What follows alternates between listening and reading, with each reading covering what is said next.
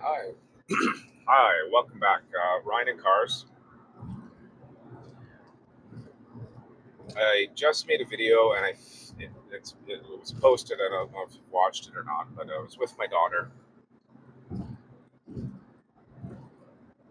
in the car and we were talking and quickly talking about the price of cars and what's happening in Canada with the cars and how they're going to become very expensive. They're already expensive, but it's just going to get more and more expensive. Um, I kind of wanted to revisit this because I have a story on why I'm saying what I said about that, on how young Canadians will never be able to afford a new car. Can't afford a house, they won't be able to afford a new car. I was living on Vancouver Island. I was working for the federal government. And at the time, it was right around the time I was buying the Hornet. It was about a year into the contract that I was working for the federal government. And one of the young girls that I was working with, she had to have been about 25, in and around that. But the cost of living on the island was, well, it was so challenging for anybody, but for her, she actually lived about in an outside community. We were basically, I was working at the military base, and she lived in a place called Langford, which was, it's about a half an hour drive away on the freeway. But during rush hour and stuff, it's always longer, right? Now the thing was is that she was looking forward to starting this job. She had worked lower paying jobs. You could say entry level, which are not entry level anymore because of the experience you need to get them. But so landing this job for her was um, like winning the lottery. The pay was more. You had really good benefits, and there was a pension. And the work schedule hours, they would shuffle around so that she could get to and from work, sort of thing. Now, here's the thing: she didn't own a car and was hoping that with this job, she would be able to save up money to buy a car of some kind.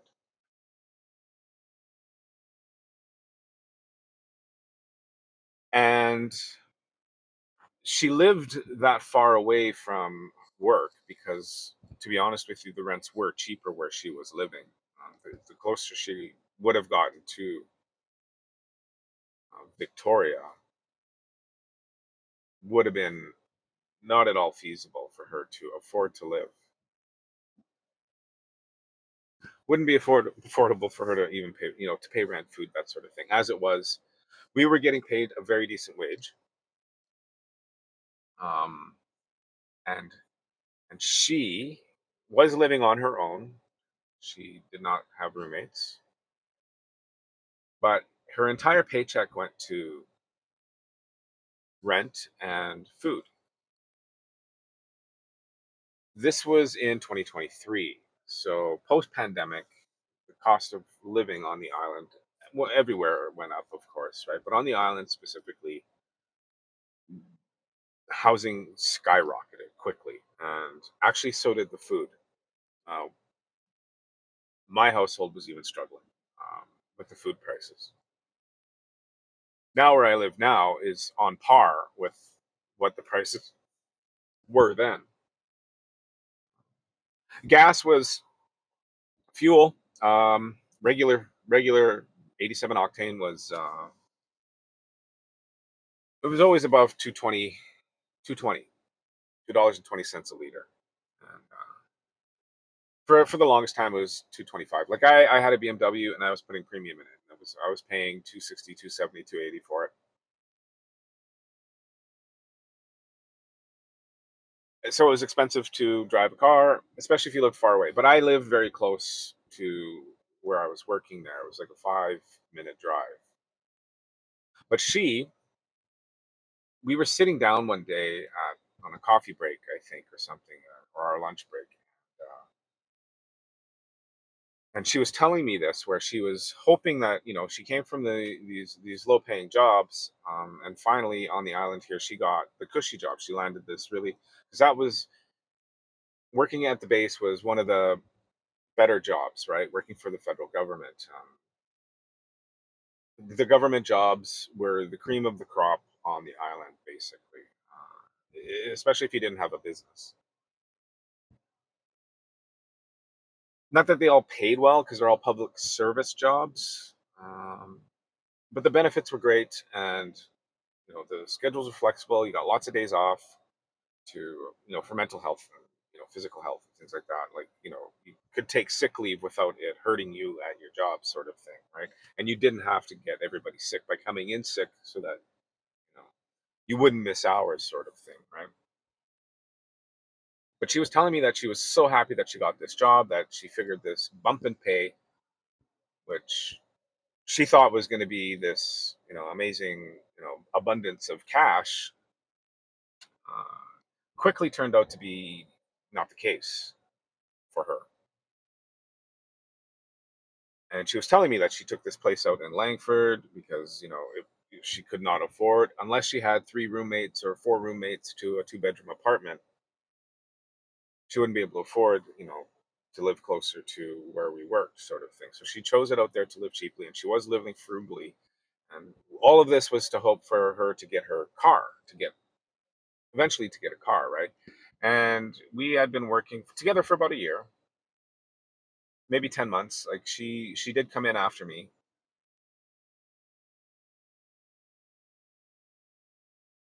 And throughout that time, she was actually sitting down there with me, and the car thing came up, or I was looking for a car, or I bought the car. I can't remember if I already bought it or not. I think I had bought it, and yeah, then she started talking about car prices, and she's like, I moved out to Langford to live cheaply so I could save money, so that this and that. She was like, I'm a single woman. I need a car. I'm young. I should be able to afford this, but I can't. Like, the cost of living has gone up so much that I will never be able to afford a car. Right now, I'm struggling to buy food. And if I didn't have this job and we were working, she worked in the galley, and they didn't want us to bring outside food. It was a food safe thing, sort of. So, external food wasn't kind of allowed. We weren't allowed to bring a lunch, sort of thing, right? We had to eat what was prepared at the job, sort of thing, right? And it was an abundance of food. It was all good and everything like that. And so she ate there, and even took stuff home afterwards.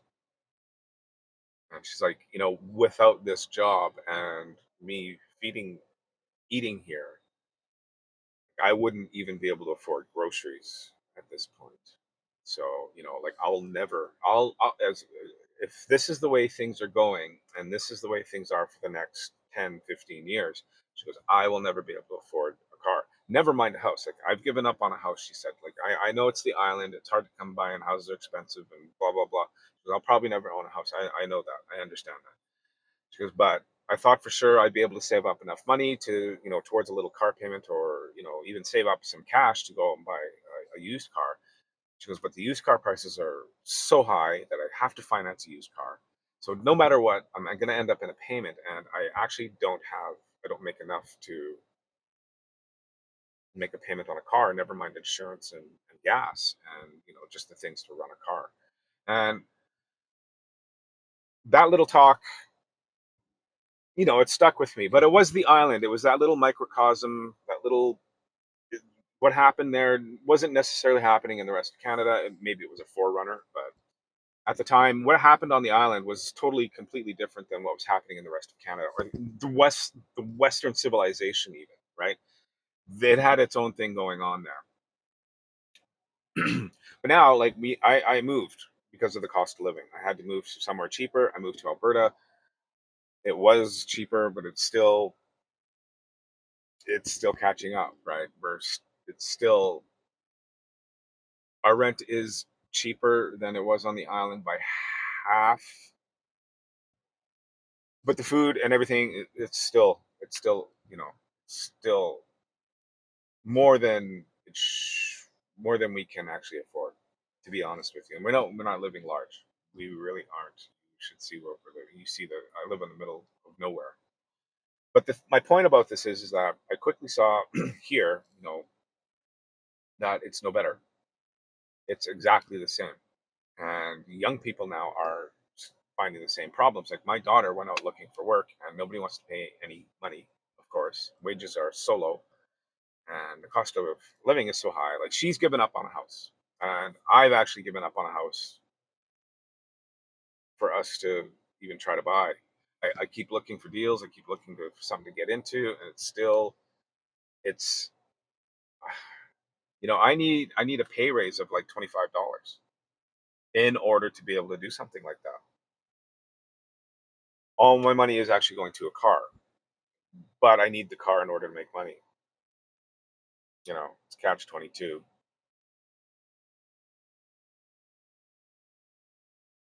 The So I'm talking with my daughter, and I'm like, so would you be able to afford a car at some point here? Like, if you can we would you be able to save up money to buy a car like we did on the island? Like, she was able to save up some money, and I was able to save up some money, and she went out and bought her first. Well, she did car twice, but it's kind of a funny story. I should get her to tell it. But the actual car that she ended up with was a Volkswagen Golf, and we were able to pay cash for that. It's like $2,300 or something like that, which not a big deal, not a big deal. But that was before the pandemic happened. After the pandemic, there was no way we could save up money. Like, there really wasn't. There really was no way for us to save a whole lot of money. Um, and we had four incomes coming into the house, and now we have three. I think, yeah, we have three coming into the house. And the thing is that like I really feel for young people, millennials, I guess you'd say, because there really is very little for them to work towards because it's all out of reach. Um, and that's kind of a sad thing that, like, even me, I went and looked at that Pontiac Laurentian back in the day. Yeah, I'd be able to come up with 8 grand to do that. And then, you know, a few thousand every year to put towards it to fix it up and take it to car shows, that sort of thing. You know, it's not available for the average person anymore here in Canada. That kind of thing. Like, I saw that guy again at the car show, and this is speaking volumes now. Like, it's a decent enough car. It's totally worth restoring. It is totally what used to be completely affordable. He was offering 10 grand the first year. This year, I'm seeing him I saw him in the spring. I thought for sure by now somebody would have picked that car up and ran with it, sort of thing. He's asking 8 grand. Now, I asked him again, sitting there at the car show. I'm like, so, do you had any more offers on it, sort of thing? He's like, just tire kickers. It's like nobody's coming up with any money. And I was like, I don't think anybody has any. you know, Without a line of credit or a credit card, but for something like that is a full restoration on a car. I kind of ran the numbers when I did the Pontiac Laurentian video. You can scroll back through things in my videos and watch it because I did a little bit of a math thing for it, and I was like, it is worth doing, but it is that pricey to do, and even on a frugal budget, I think this is out of reach for most people. You know, I just wanted to tell the story. I wanted to let people know what the situation is now for the next generation coming up. You know, because I thought for sure, even people my age, or even people a little bit younger than me. What would that be? Gen X, Gen Z, millennials or Gen Z. So my daughter would be Gen Z, I think, or she's still a millennial. I don't know. She's 22. But I figured, that age group was the age group where we were buying cars and going through cars. I was going through cars at my age. At that age, I was buying and selling cars. I was continually in a different car, and they can't even afford one. You know, the used car market, because regular cars are so expensive. What ended up happening was, the used car market prices stayed high. Older cars are keeping their value higher longer because people can ask it, because people can't afford new cars, right? And in there is a problem too, because most people have to finance if it's over 10 grand, right? Or over 5 grand, they might have to finance in some way. Whereas we used to be able to just do a job or do a few jobs, save up 5 grand and go out and buy a car, right? Resell it, work a couple of jobs, and buy another car, kind of thing. So yeah, I just want to let everybody know. I Tell me what you think in the comments and your thoughts on this, because it's especially if you live in Canada. Tell me if you where you live is the same thing. Like, I don't know where everybody's from. I did Somebody from Ireland actually did a message thing there. He's like, found you in Ireland. I was like, oh, cool, okay. But if you're Canadian, if you're from the US, if you're from the UK, if you're from somewhere else that I don't mention here, let me know what the market is kind of doing there. Are the young people, are they not able to afford cars where you live, right? The average person. I'm not talking about ultra rich people, because it doesn't matter. I'm not talking about ultra poor people, because that doesn't matter.